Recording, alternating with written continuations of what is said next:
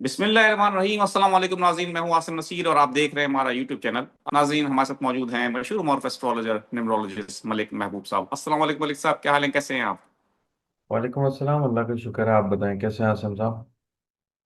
मैं बिल्कुल ठीक हूं मलिक साहब। और अच्छी बात यह है कि डोनाल्ड ट्रंप को अपनी गलती का एहसास हो गया और उन्होंने जंगबंदी में यकतरफा तौर पर तोसी कर दी है।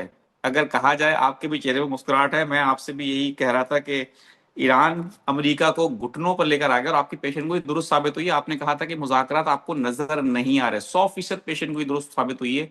आपने कहा था कि धोखा भी हो सकता है और ईरानियों को इस बात का इदराक भी हो गया कि हमारे साथ धोखा हो सकता है, इसलिए उन्होंने कहा कि हम नहीं आ रहे पाकिस्तान। और जबकि अमेरिकी सदर ने कहा कि उनके नायब जो सदर हैं जेडी वैंस, वो पाकिस्तान आएंगे, क़यादत वो करेंगे, लेकिन ईरान की तरफ से किसी वफ्द को ना भेजने का ऐलान किया गया और कहा कि जब तक उनकी कंडीशंस को, उनकी शराइत को नहीं माना जाता, क्योंकि उन्होंने कहा कि टेबल पर बैठकर हमसे हथियार डालने की फरमाइश नहीं की जा सकती, किसी दबाव में नहीं आएंगे, ईरानियों ने साफ साफ कह दिया। और अब अमेरिका जो है वो बड़ा दबाव में नजर आता है। बज़ाहिर उन्होंने फेस सेविंग की है कि जी फील्ड मार्शल हमारे और शहबाज शरीफ की उन्होंने रिक्वेस्ट पर, इसमें नो डाउट कि उन्होंने बहुत काम किया है, उनकी रिक्वेस्ट पर उन्होंने एकतरफा तौर पर जंगबंदी का ऐलान किया है। आगे आप सितारों की रोशनी में क्या मंजरनामा बनता देख रहे हैं कि जंग अगर होती है, या अमेरिका को लगता है कि अब जंग उसके मफाद में नहीं है और मुज़ाकरात ही वाहिद हल हैं? देखिए आसम साहब, अच्छी बात यह है कि एक जो मैक्सिमम पीक था सितारों के टकराव का या खुदा ना खास्ता कोई मेजर इवेंट का, वो ऑलमोस्ट ओवर हो चुका हुआ है। 20 से 22 तारीख जो मैंने आपको कही है, बल्कि 23 से गिनने ऑलमोस्ट आपके वहां पे अभी मेरे ख्याल से 22 शुरू हो गई होगी। तो 22 23 एक दिन आधा ऊपर आप गिन लें, इससे ज्यादा जो है इन चीजों का जो एक पीक था वो अब खत्म होना शुरू हो गया। और अल्हम्दुलिल्लाह पीक खत्म हो गया है, तो चलें जंग बंदी तो हुई हुई है। ये एग्रीमेंट जैसे मैंने बोला है, मुज़ाकरात मुझे अभी नजर नहीं आते। सितारों की जो चाल है उसमें एक दूसरे के ऊपर दबाव दिखता है, एक दूसरे के साथ जो है मामलात का टकराव नजर आता है। तो ये एक मेज पे आके, एक टेबल पे, एक पेज पे नहीं आ सकता। अलबत्ता जैसे मैंने आपको कल भी कहा था, मुझे नहीं लगता कि ऑयल के प्राइसेस नीचे आएंगे। और ये खबर आते वापस ऑयल जो है वापस ऊपर की तरफ जो है उसकी जो मूवमेंट स्टार्ट हो गई है, तो मुझे नहीं दिख रहा पानी से रिलेटेड आपको कोई अच्छी न्यूज़ मिलने वाली है। तो पानी जैसे मैंने बताया लिक्विड है, गैस जो है क्रूड ऑयल लिक्विड में ही आता है। तो इनसे रिलेटेड अभी न्यूज़ आपको अच्छी नहीं मिलेगी, इसमें टाइम लगेगा।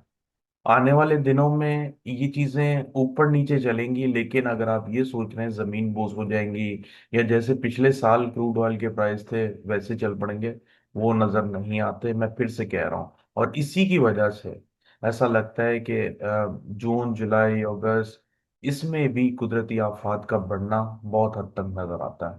और कुदरती आफात का बल्कि अभी से ही 20 अप्रैल के बाद से जैसे ही ये एग्जैक्ट कंजंक्शन हुआ है, आपको न्यूज में मिलेगा आने आगे पीछे कि दुनिया के बेशतर इलाकों में कुदरती आफात बढ़ गई हैं। तो ये एक है, लेकिन जो एक जंग थी, जो हालात बने हुए थे, लोगों को एक डर था, उसमें से मुझे बड़ी हद तक उम्मीद है कि अब हम निकल गए हैं इंशाअल्लाह अल्लाह के हुक्म से। वैसे मामलात अब नजर नहीं आते, जो कि मैं आपको पहले बोलता हुआ आ रहा था कि जब आप बोल रहे थे कि आप उम्मीद रख रहे हैं, तब मैं आपको कह रहा था मुझे नजर नहीं आ रही। और अभी अब आप जैसे बोल रहे हैं कि हालात बेहतर मतलब बज़ाहिर तो हो गए हैं, लेकिन अंदर ही अंदर डर ये है कि जंग ना शुरू हो जाए।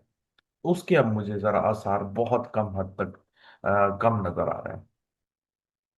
मकसद हमारा यही है कि क्योंकि डोनाल्ड ट्रंप ने ही कहा था कि अगर ईरान ने मुज़ाकरात नहीं किए तो उन पर फिर शदीद बमबारी की जाएगी और उनके ब्रिजेस, उनके पावर प्लांट पर हमला किया जाएगा। और उसके जवाब में ईरान ने भी यही कहा था कि अगर अब कोई जंग होती है तो एक तीसरी आलमी जंग होगी। इसीलिए हमने आपसे ये सवाल किया था कि अगर मुज़ाकरात नहीं होते तो इस आपको ये सूरत हाल किस तरह जाती नजर आ रही है। तो हमारा सवाल आपसे यही है कि सितारों की रोशनी में आप जो अगर ये कह रहे हैं अभी मुज़ाकरात नजर नहीं आती, तो कब तक? क्योंकि आपने 23 अप्रैल के बाद कहा था कि हालात थोड़े बेहतर हो सकते हैं।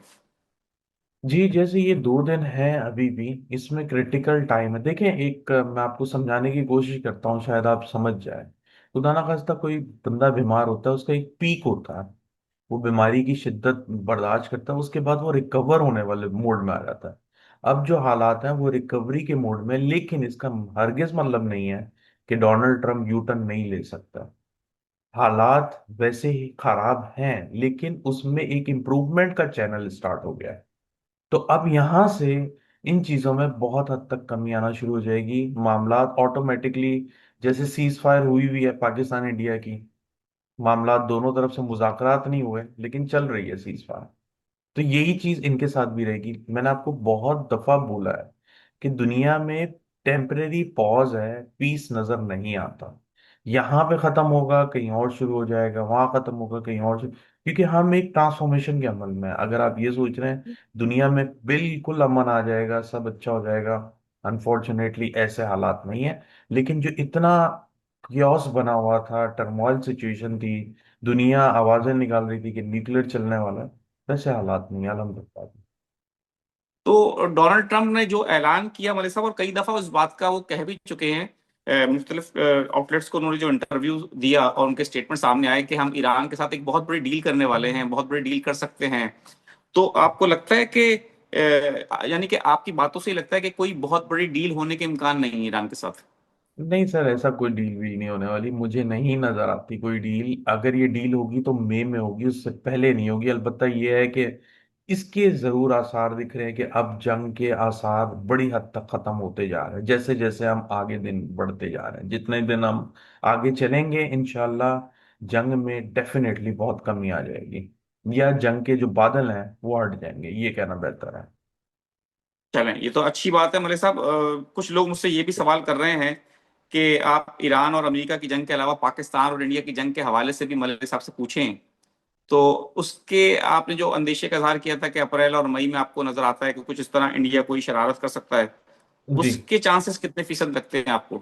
सर, उसके तो बहुत हद तक कम है, लेकिन जैसे मैंने आपको कहा है कि हम एस्ट्रोलॉजी में 1% को भी कंसिडर करते हैं।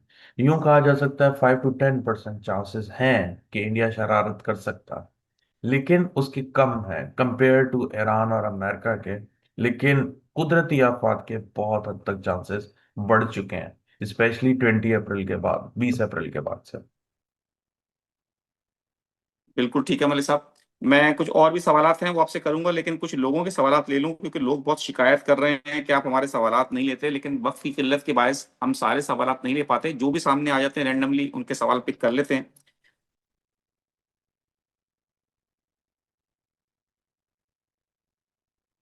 9/23/1983 इनकी डेट ऑफ बर्थ है।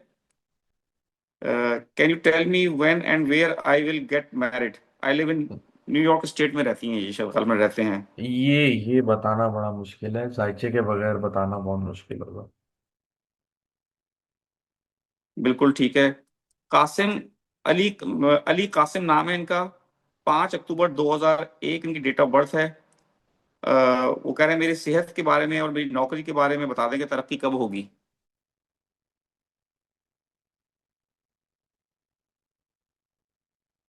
इंशाल्लाह अक्टूबर के बाद से इम्प्रूवमेंट आना शुरू हो जाएगी। महमूद अहमद हैं।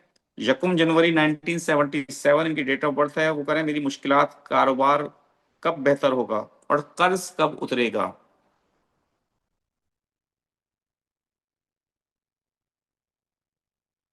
सर ये साल तो आपके लिए काफी डिफिकल्ट नजर आता है, अगले साल कोई उम्मीद रखें 2027 में।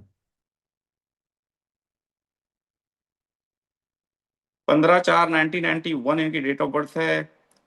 और हामिद रजा इनका नाम है। फ्यूचर के बारे में जानना चाहते हैं।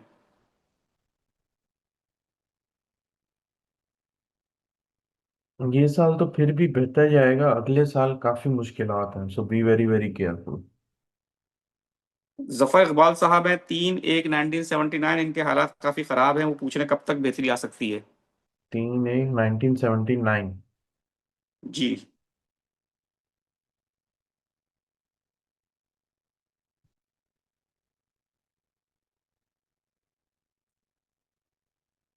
2027-28 के बीच में आपको बेहतरी महसूस होगी। 22/5/1985 मोहम्मद रमजान हैं। फाइनेंशियल कंडीशंस के हवाले से पूछ रहे हैं कब बेहतर होंगी।